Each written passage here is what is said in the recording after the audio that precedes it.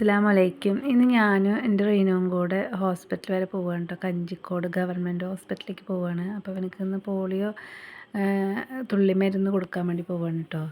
അപ്പോൾ 6 മാസം കൂടുമ്പോൾ ഒരു വിറ്റാമിൻ്റെ മരുന്ന് കൊടുക്കില്ല, അത് കൊടുക്കാൻ വേണ്ടിയിട്ട് പോവുകയാണ്. അപ്പോൾ അതിൻ്റെ സമയം കഴിഞ്ഞ് വിളിക്കുന്ന സമയത്ത് എനിക്ക് പനിയും കഫക്കെട്ടൊക്കെ ആയിരുന്നു, അതുകൊണ്ട് പോകാൻ പറ്റിയില്ല. അപ്പോൾ ഇന്ന് ആശാ വർക്കർ വിളിച്ചപ്പോൾ ഞങ്ങളിന്ന് കഞ്ചിക്കോട് ഗവൺമെൻറ് ഹോസ്പിറ്റലിൽ പോയതാണ് കേട്ടോ. പിന്നെ ഇത് അവിടെ എത്തി, നല്ല തിരക്കുണ്ടായിരുന്നു. കുട്ടികൾക്കൊക്കെ പോളിയോ എടുക്കണ ദിവസമാണ് കേട്ടോ, ബുധനാഴ്ച. അപ്പോൾ അവിടെ കൊടുത്ത് ഞങ്ങൾ കുറച്ച് നേരം വെയിറ്റ് ചെയ്ത് നിന്നു. പിന്നെ പോളിയോ കൊടുത്ത്, പിന്നെ വല്യമ്മക്കൊന്ന് ഡോക്ടറെ കാണിക്കണം പറഞ്ഞു. പിന്നെ അവിടെ പോയി നോക്കുമ്പോൾ നല്ല തിരക്ക്. പിന്നെ റീനു ആണെങ്കിൽ നിൽക്കണേ ഇല്ല, കരഞ്ഞുകൊണ്ടേയിരിക്കുക, വിശക്കണു, അത് വേണം ഇത് വേണമെന്ന് പറഞ്ഞിട്ട് ഒരേ വാശി പിടിച്ചിട്ട് കരയായിരുന്നു. പിന്നെ ഞങ്ങൾ അവിടെ നിന്നില്ല കേട്ടോ. പിന്നെ വല്യമ്മയെ നോക്കാൻ നിന്നില്ല.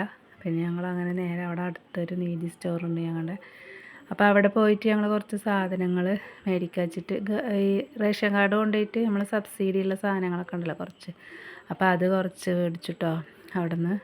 അത് മേടിച്ചിട്ട് ഞങ്ങൾ ബില്ലൊക്കെ അത് അത്ര സാധനം മേടിച്ചിട്ടുള്ളൂ, കുറച്ച് സാധനം മേടിച്ചുള്ളൂ.